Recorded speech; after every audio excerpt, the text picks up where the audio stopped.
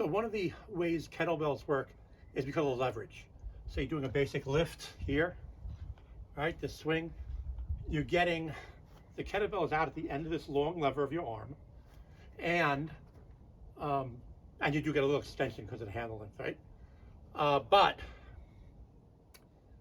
you're only working against gravity, and the swing, comes from you standing up against gravity and that long lever and the pendulum motion, swinging under you.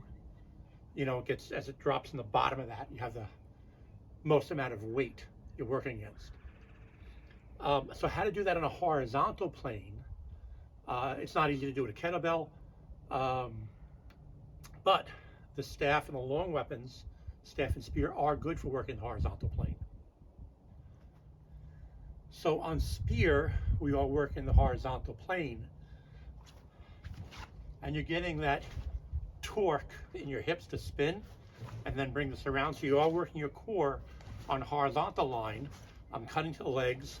If I have multiple opponents, you'll see I'll bounce off or check myself against the shoulders. If I have a single opponent, you'll see in the sets, I'll come up on guard here, so I point at him, I can go for the thrust from there, right?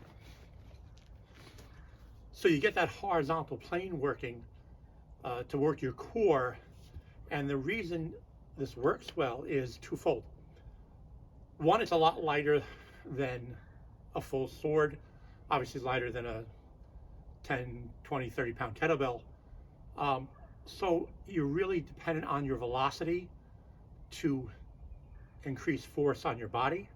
So if you can do this slowly, and it's very, very little stress on the body, just getting the muscles, the nerves involved in the movement, right?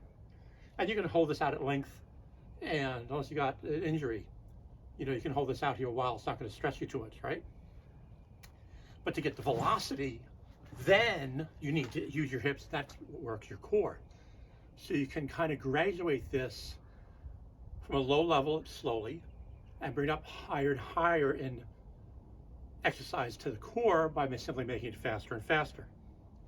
So when we have multiple opponents, the technique you'll see in the sets is cutting and then loading up right on the shoulder, so you can stop it here. It stays, within the leg level of the opponents, right? And if I add sidestepping to that, I get a 360 coverage around me. If I have a single opponent, I'll come up here and finish the swing with the point on him so I can thrust, right? And that gives a different type of torque, different type of exercise to the core if I'm doing a 360 in the air around me and stopping on point on the target. So that's one way to think about how spear and staff helps develop your core.